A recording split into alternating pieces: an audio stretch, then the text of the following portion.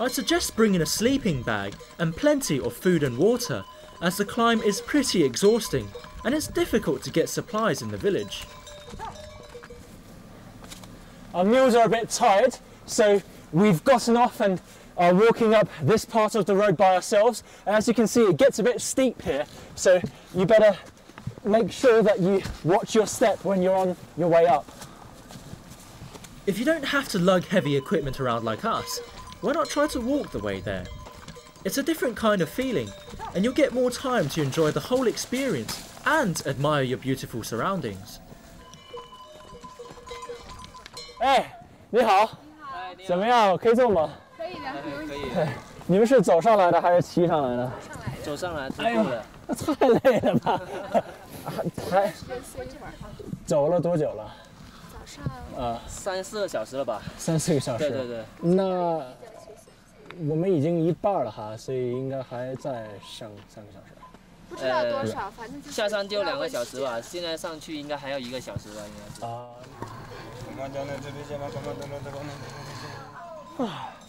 This climb is around 3-4 hours long, but luckily for us, there are lots of pit stops along the way, and I'm going to come here to have a bit of a breather.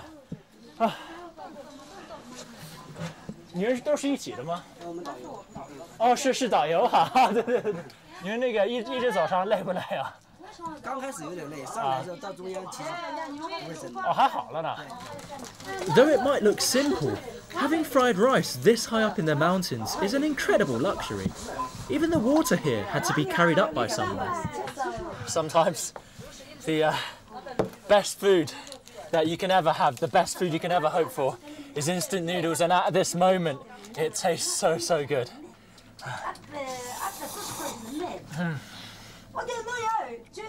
You don't know how good this tastes.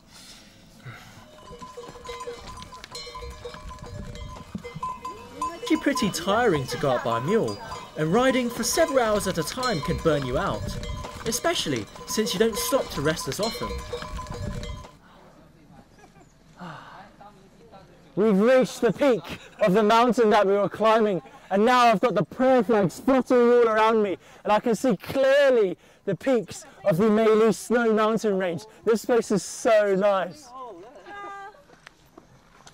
I was elated to reach the top of our mountain, and I've no doubt that countless climbers have felt the same way as they looked on at Meili's impressive snowy range.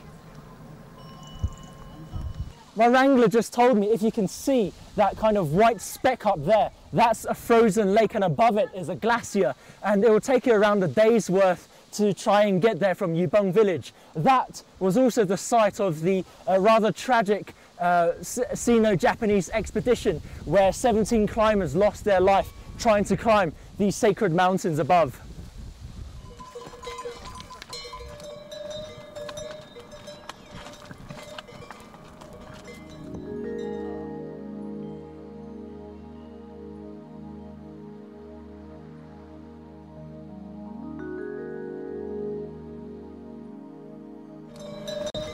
After 5 hours by mule, Yubong was a sight for sore eyes indeed.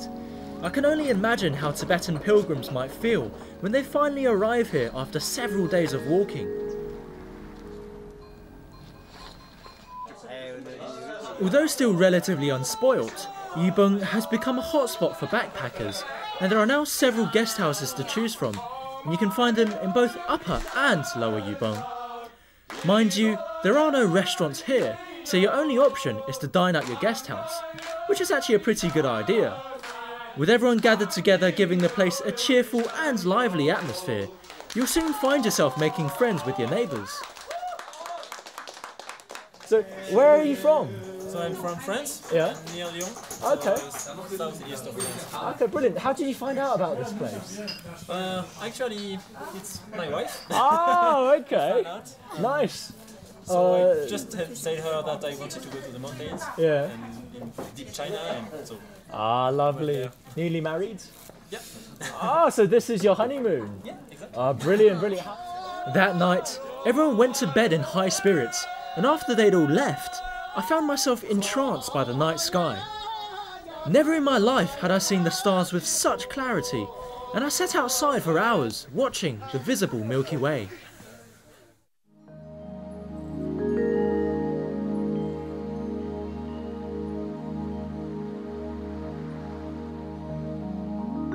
My wrangler told me that Kawakapo is the guardian deity of the Kagyu sect, and with Meili's peaks towering above the village, it really does feel like this place is being protected. Morning, how you doing? Good, how are you? Yeah, not bad, not bad. How do you feel about this place? This is a home for us.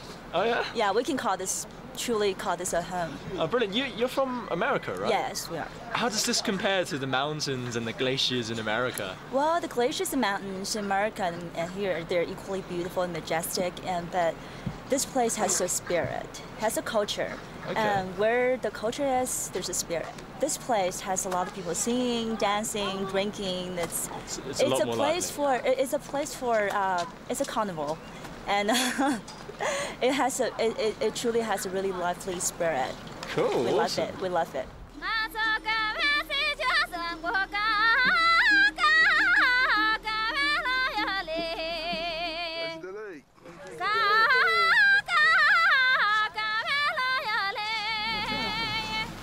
It was an absolutely glorious day. It's still early in the morning, but the people behind me have come from afar to pay pilgrimage to the holy mountains here. 你们好，家是的，家是我可以跟你们坐吗？可以坐吗？可以坐。 Although Yubong now also caters to tourists, its heart truly lies with its pilgrims.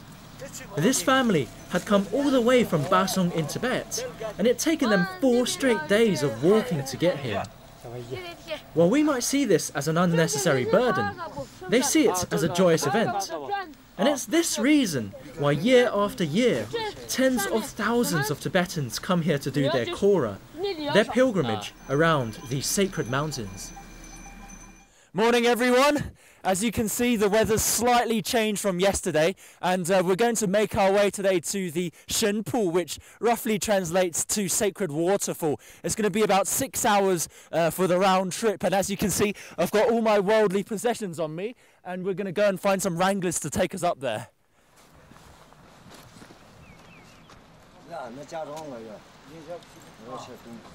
好，来，我，谁是我？ Yeah.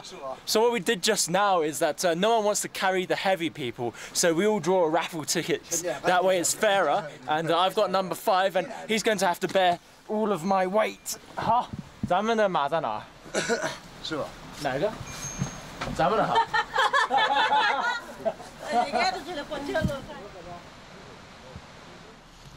On the way up to the waterfall, you'll often find katas, which are ceremonial scarves, prayer beads and items of clothing hung on the trees. They've been left behind by pilgrims as offerings and can often be their most treasured possessions. It makes you realise just how important this path is for the people that come here. While this might just be a road leading up to a waterfall for us, for devout Tibetan Buddhists, this is the precious path they take on perhaps one of the most important and sacred journeys in their lifetime.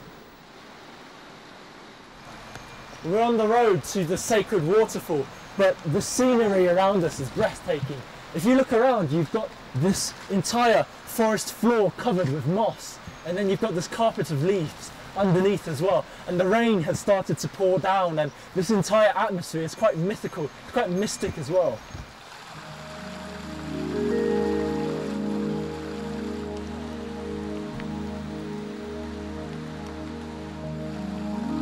Travelling through this primordial forest, your mind starts to wander, and you can't help but think that you might also be on some kind of spiritual journey.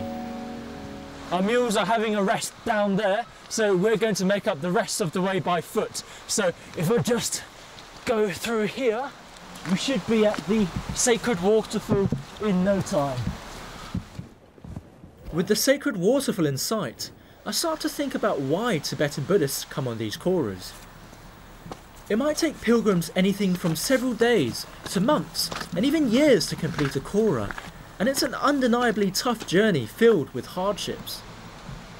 Even so, these Koras are often the life ambition of Tibetans, and many will sell everything they own to embark on them. For them, it's a spiritual journey filled with rewards, be it in this life or the next, and one they'll gladly repeat given the chance. We finally arrived at the Shempo, the mystical waterfall, and though the sacred waterfall took us 3.5 hours to reach, 2 hours by mule and 1.5 by foot, these Tibetans behind me, they will actually circumnavigate this entire place 3 times, and it's not easy. For the people here, this waterfall is symbolic of their unwavering spiritual belief. Since birth, this firm belief has been instilled in them, and every member of the family, from young to old, knows that they must come on this journey.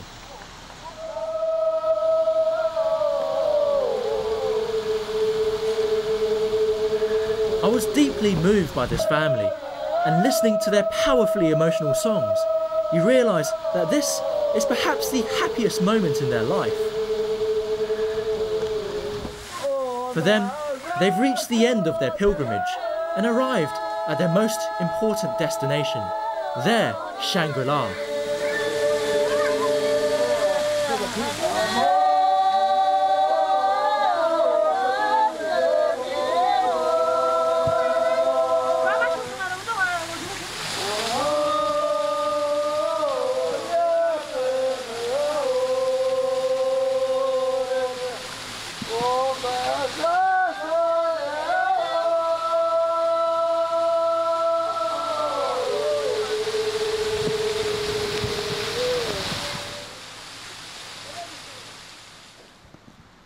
Here ends our journey for this series. We've travelled far and wide and searched for so many different places for what we could call Shangri-La. At each and every step of the way, we've met devout Tibetan Buddhists making their pilgrimage. And I've come to realise through watching them and listening to their hauntingly beautiful songs of prayer that it's a kind of spiritual Shangri-La that we're looking for, and something that each and every one of us should look for as well. I'm Taran, and we'll see you on the next episode of Travelogue.